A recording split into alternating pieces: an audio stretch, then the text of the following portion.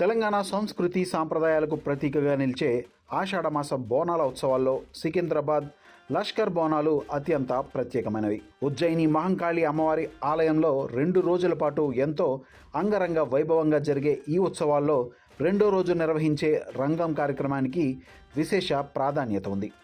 ఈ రంగం రోజున పచ్చికొండపై నిలబడి అమ్మవారి స్వరూపంలో దేశ రాష్ట్ర భవిష్యవాణిని వినిపించే మాతంగి స్వర్ణలత కోసం భక్తులంతా ఎంతో ఆసక్తిగా ఎదురుచూస్తూ ఉంటారు. సరస్వతీ మాత రూపంగా భావించే ఆమె వెనుక ఒక విచిత్రమైన ఆసక్తికరమైన జీవిత కథ ఉంది. ఇచ్చిన ఈశ్వరుడా, రాసిన బ్రహ్మదేవుడా, రాసిన రాత పలానా దేశపతిలింగా మా బట్లు భైరవుడా. స్వర్ణలత ఎరుపుల నరసింహ ఇస్తారమ్మ దంపతులకు జన్మించారు. ఆమె తండ్రి అమ్మవారి ఆలయం వద్ద పంబజోడి వాయిస్తుంటే తల్లి ఆయనకు తోడుగా జయగంట మోగించేవారు. వీరి కుటుంబ ఆచారం ప్రకారం ఇంట్లోని ఆడపిల్లలను దైవ సేవకే అంకితం చేస్తారు. అందులో భాగంగానే స్వర్ణలతకు కూడా చిన్నతనంలోనే ముత్యాలమ్మ గుడిలో కత్తితో వివాహం జరిపించి మహంకాళి అమ్మవారి సేవకు అంకితం చేశారు. 10వ తరగతి వరకు చదువుకున్న స్వర్ణలత సాధారణ రోజుల్లో తన తమ్ముడితో కలిసి నివసిస్తూ టైలరింగ్ చేస్తూ అత్యంత సాధారణ జీవితాన్ని గడుపుతూ ఉంటారు. అయితే బోనాల సమయంలో మాత్రం ఆమె ఎంతో కఠినమైన నియమాలు పాటిస్తారు. ఆ రోజుల్లో కేవలం రాత్రిపూట పాలు మాత్రమే తీసుకుంటూ ఉపవాస దీక్షలో ఉంటారు.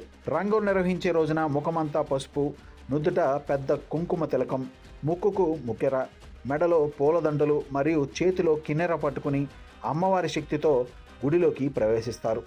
సాధారణంగా గట్టిగా ఉన్న కుండపై మనిషి నిలబడితేనే పగిలిపోతుంది. అలాంటిది పచ్చిగా ఉన్న మట్టి కుండపై నిలబడి పూజారి అడిగే ప్రశ్నలకు భవిష్యవాణి రూపంలో సమాధానాలు ఇవ్వడం ఒక ఆధ్యాత్మిక అద్భుతంగా భావిస్తారు. ఆ సమయంలో తనలో అమ్మవారి శక్తి ఆవాహనమై ఉంటుందని, తాను ఏం మాట్లాడుతున్నానో కూడా తనకు తెలియదని స్వర్ణలత చెబుతుంటారు. ఈ భవిష్యవాణి వినిపించే సాంప్రదాయం స్వర్ణలత కుటుంబంలో తరతరాలుగా వస్తుంది. పూర్వకాలం నుండి వారి పూర్వీకులు ఈ సేవ చేస్తుండగా 1996 వరకు స్వర్ణలత అక్క అయినటువంటి స్వరూపరాణి రంగంలో భవిష్యవాణి వినిపించేవారు. ఆమె మరణించిన తర్వాత ఆ పవిత్రమైన బాధ్యత స్వర్ణలత భుజస్కంధాలపైన పడింది. గత 25 సంవత్సరాలకు పైగా ఆమె లష్కర్ బోనాల్లో పచ్చికొండపై నిలబడి భవిష్యవాణి వినిపిస్తూ భక్తుల గుండెల్లో అమ్మవారి స్వరూపంగా ముద్ర వేసుకున్నారు.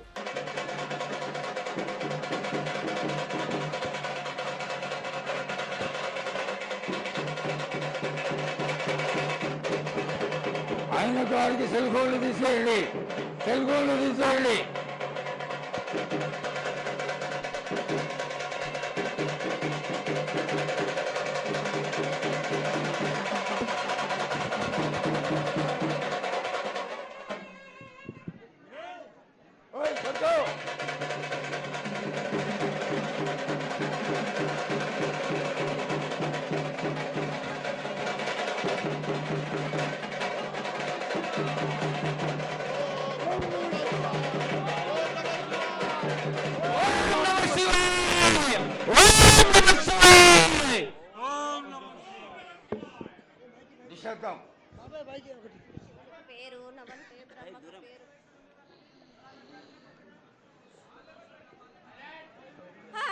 మూరేళ్ళు కప్పిని గందెళ్ళు కింద వరే సింహల మీద వరే పక్షులు పరుషాలు మద్దులు మారెళ్ళు.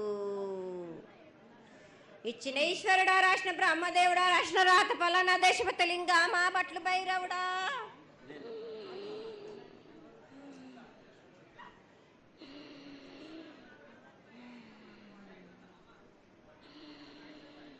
సాలహి గంబాల సదరమండ రూపము 7 గండల మీద 7 లింగాల మీద తలకది నామరా గజుల రూపము వెనకది నామరా ఏక చిత్తారి గడుగు.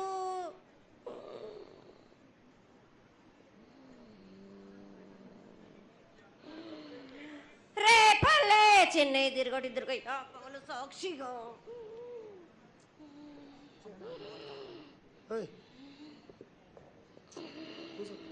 పద్దు తిరగని పన్న పూలు గట్లు తిరగని గన్నర్లు సద్దు తిరగని సంపెంగవేలు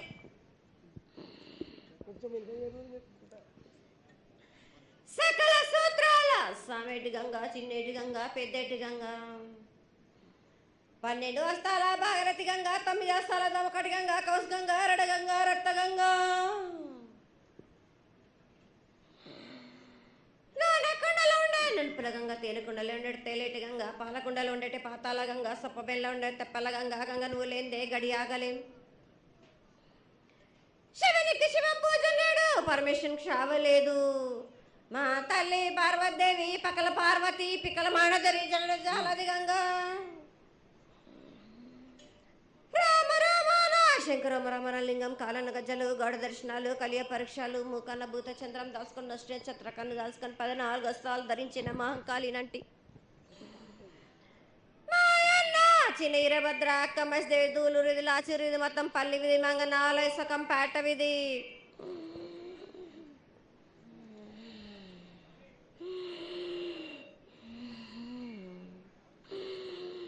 భూమి కన్నా ముందు పుట్టిన బుధురుది 4 లోకాల కన్నా ముందు పుట్టిన వేమ్లవాడ సకం పేట విధి చదువు శాస్త్రం నేర్పిన కీర్తి జోగమ్మ కీర్తి బాలమ్మ కీర్తి పోషమాల మిఠల మంగళసూత్రం జయించిన గోల్కొండ విజయ్ కుమార కిన్నర జయించిన ఆనందేశు సత్యనారాయణ నా సాటిగా నాల పలక దర్శన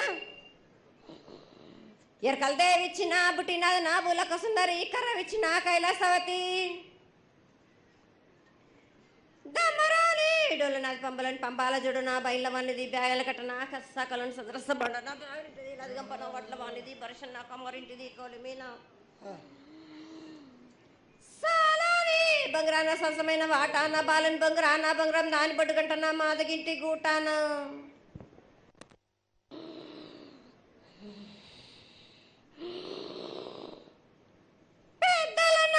పెద్దమ్మనంటి దండు మారమ్మనంటి పల్లెలమ్మనంటి ఇడుగులమ్మనంటి